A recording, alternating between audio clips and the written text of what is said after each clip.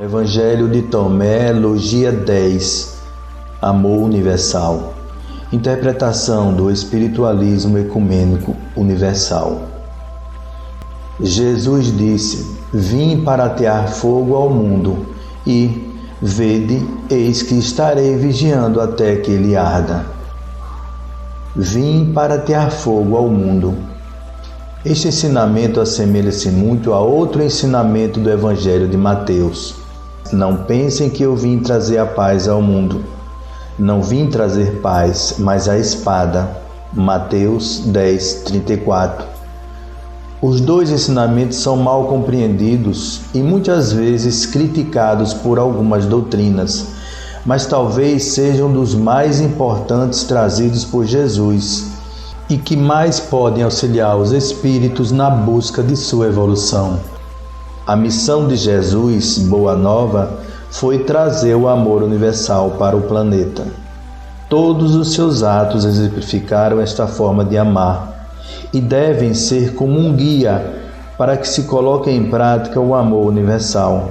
Este sentimento que é, na verdade, a prova que o Espírito veio fazer na carne. Este amor é a espada e o fogo citados pelo Mestre nos dois ensinamentos aqui comentados. Jesus veio ao planeta para implantar o amor universal, transformando este amor em uma arma para que o Espírito use para alcançar a sua própria evolução. O fogo não é para queimar os outros, mas para que o Espírito queime a si mesmo. A espada não é para ferir os outros, mas para matar a si próprio. Jesus nos traz o amor universal para que ele queime o ser humano e deixe nascer de dentro dele o espírito que ali mora. Este é o objetivo da espada: matar o ser humano para que renasça em vida o espírito que habita o corpo humano. Para que aconteça esta transformação, é necessário que o espírito coloque em prática os três componentes do amor universal: alegria, compaixão e igualdade. O fogo trazido por Jesus deve queimar todas as tristezas e infelicidades, para que a felicidade universal seja o guia do espírito. As tristezas e infelicidades são geradas quando o ser humano não consegue contemplar os seus conceitos ou verdades individuais. Sempre que alguma coisa acontece e ele não concorda, por não achar certo ou bom, ele se entristece. Como o ser humano acha que os seus conceitos são sempre certos e justos, sempre que são contrariados, ele afirma que houve uma injustiça. Para se alcançar a felicidade universal, é preciso entender Deus como causa primária das coisas, ou seja, gerador de todas as situações que ocorrem. Quando se alcançar esta consciência, as injustiças se acabarão, pois compreenderemos que Deus é a justiça suprema do universo. Como uma causa justa pode gerar uma injustiça? Entendendo-se que todos os fatos são justos por natureza, mesmo contrariando o que cada um acha. Pode o espírito anular o sentimento de injustiça que gera a infelicidade e a tristeza. A felicidade universal só será alcançada quando o espírito abdicar dos seus conceitos, ou seja, dos seus valores para certo ou errado, entendendo que não é ele a causa primária das coisas, mas Deus, quem possui o conhecimento necessário para aplicar a justiça suprema. O espírito que vive o amor universal não tem conceitos e por isso não acha nada errado ou mal, pois sabe que Deus não poderia praticar injustiças. Entretanto, também não acha bom, pois este conhecimento depende de que ele conheça o mal. Para o espírito que vive o amor universal, existe apenas a perfeição, pois além de ser a justiça perfeita, Deus também é a inteligência suprema e o amor sublime. Por isso, o espírito que nutre o amor universal encontra em cada situação a justiça, a forma e a bondade perfeita do universo. Assim, para alcançar a felicidade universal, o espírito precisa eliminar os seus conceitos e alterá-los pela real visão da ação de Deus em sua vida, causa primária de todas as coisas.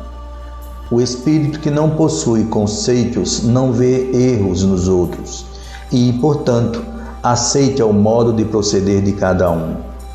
Como os espíritos vivem em sociedade e, portanto, interagindo uns com os outros, quando procuram impor os seus conceitos, sempre trazem a infelicidade. Teu amor universal é vigiar-se para não querer impor suas vontades aos outros, levando a infelicidade e a tristeza para eles. É esta consciência que o amor universal traz. O espírito que nutre este sentimento tem a consciência de que fere os outros ao procurar sempre ganhar para alcançar o prazer ou ao impor seus conceitos. O espírito deve alcançar a consciência de que todos têm o direito de achar e fazer o que quiserem e estarão sempre certos dentro dos seus conceitos. Por esta consciência, o espírito que nutre o amor universal não busca impor nada, nem mesmo que os outros espíritos não tenham mais conceitos.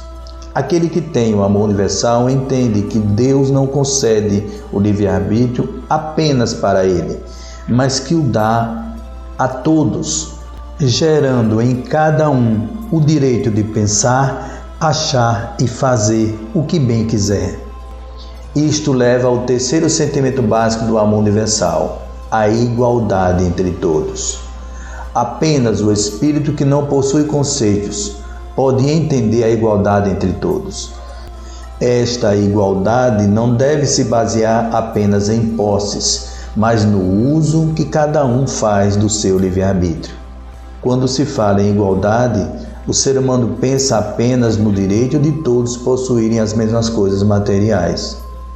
A igualdade é o direito a todas as posses, inclusive a posse moral, ou seja, a posse da verdade. O espírito que nutre o amor universal concede esta posse aos irmãos para que exista realmente uma igualdade entre todos. Ele não limita esta posse e aceita que cada um possua verdades distintas.